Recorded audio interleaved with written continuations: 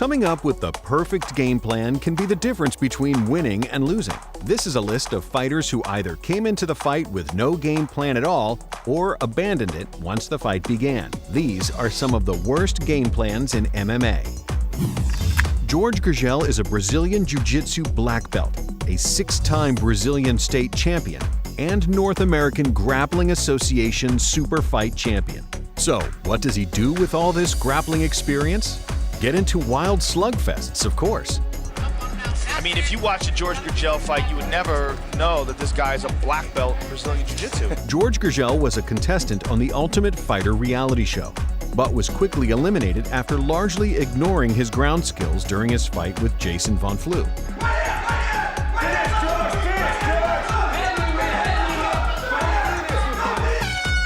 Gurgel started his MMA career in 2002 and finished his first 9 wins via submission.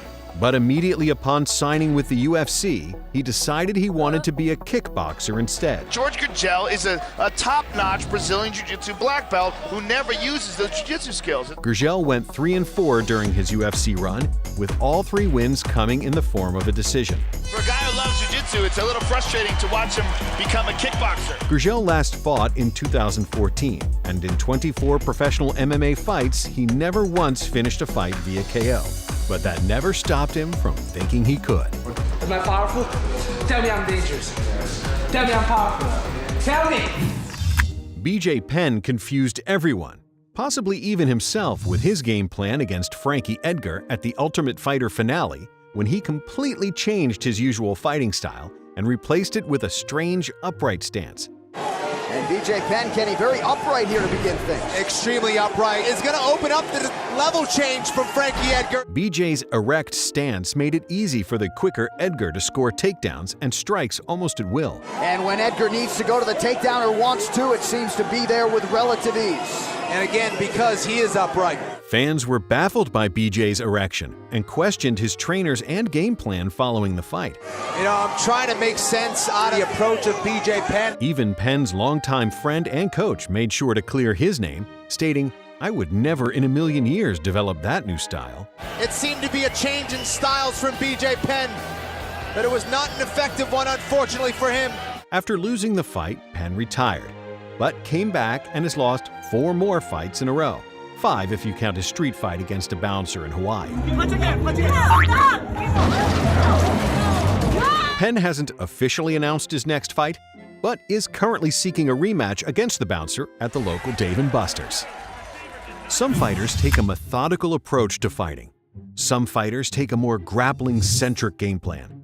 But sometimes a fighter goes in with no game plan at all. This is what happened at Pride 28 when James the Colossus Thompson took on Alexander Emelianenko. Thompson, being a strong but inexperienced fighter, threw any semblance of a game plan out the window and blindly bull-rushed his opponent. He flung his body against Emelianenko, briefly bowling him over. Unfortunately, as soon as Alexander stood up, Thompson was almost immediately knocked out in just 11 seconds. But Emelianenko, calm, cool, and collected, says, you're knocked out, my friend.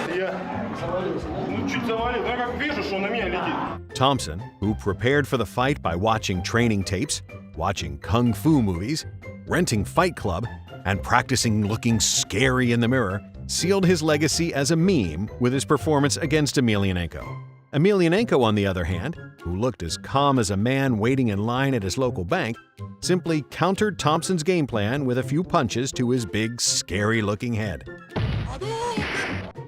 Unfortunately, all the scary looks didn't do much to help him win the fight. Thompson even had to take to YouTube and explain his thought process and his side of the story after fans were so perplexed at his over-the-top approach to the fight. This had over 4 million views, and this is my explanation of that video. I was looking tough and it went wrong. Thompson has since retired, and his opponent Alexander Emelianenko is currently auditioning for the role of Gollum in the next Lord of the Rings movie. Andy Wang was a competitor on Season 5 of The Ultimate Fighter and was made infamous for his horrible game planning. Well, not so much the game plan, but sticking to the game plan. So even if you won't listen to what you say, right or wrong. No matter what you say. No matter what. No matter what. Wang is a black belt in jiu-jitsu, so his best chance to win was to take his opponent down. His coach, Penn, agreed taking his opponent down would be his best bet to win the fight. If we tell you take him down, honestly, are you going to take him down? Okay. Don't worry, coach, I'm gonna listen. Don't worry, coach, I'm gonna listen. So what does Wang do instead? Stand and bang, of course, or as it's been coined now, stand and Wang. Take down Wang. That's single, Andy. Andy, let's go. It's the shot. Set up a shot, Andy. Take him down, Andy. Don't worry, coach, I'm gonna listen. During his one and only fight on the show, Penn urged Wang to go for a takedown dozens of times. Andy, now's the time. Go. Take him down. Take him down. Take him down. Single leg. Single leg. Wang opted not to listen to his coach and teammates and stood and traded punches instead. BJ is screaming from the corner to take him down, but the kid will not listen to BJ and will not take this guy down. Wang was outstruck for 2 rounds and lost the fight, angering Penn and baffling his teammates. I'm so disgusted. I can't believe you can have a black belt like that and you just don't use it at all. After the fight, Wang broke down in tears. But Penn didn't seem to have much sympathy. Wang claimed he would redeem himself and was for some reason granted another fight on the Ultimate Fighter finale prelims. I think he's going to be in for a rude awakening if he's, sat there and told himself that he's going to be walking away with his hand raised, because he's just going to be the one getting dinked on. Clear advantage if you got the fight to the ground. Oh, big kick, down goes Wang. Wang was dinked on about a minute into the fight, losing yet again. Andy touted his high IQ before joining the cast. And, I think my IQ's pretty up there. But Wang proves there's a difference in regular IQ and fight IQ. Fight to the ground. Oh, big. All anybody ever asked of Wang was to get a single takedown, Take him down.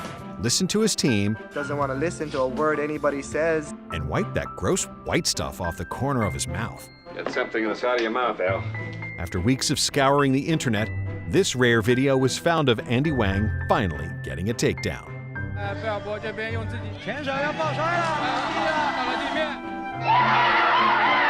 And a few honorable mentions. Brian Caraway's corner advised him to coast and not do anything for the last round of his fight against Mizugaki, Okay, now you can coast this round. You're up 2 rounds to 0. leaving the fight in the hands of the judges is usually a bad idea. Okay, now you can coast this round. Wrestling champion Sean Shirk decided to abandon his wrestling game plan and become a kickboxer instead during his fight with Penn. So far, Mike, this is basically a boxing match between these 2 guys. Success was not found. It is all over! After gaining full mount on Chris Cyborg, Gina Carano decided her best bet was to stand up and trade punches instead. That didn't go so well. It's over. While this game plan was never used in a fight, it's still one of the worst game plans ever suggested. Why don't you pop down on one knee into a wrestling stance? Said, you might want to, touch gloves and just drop to one knee. Guarantee this, you will not see me coming across that cage, hopping around on one knee and crawling at him. That's not going to be my game plan. What the am I going to do with this? Thanks for watching. Be sure to subscribe and check out the Patreon link in the description if you want to help support the channel.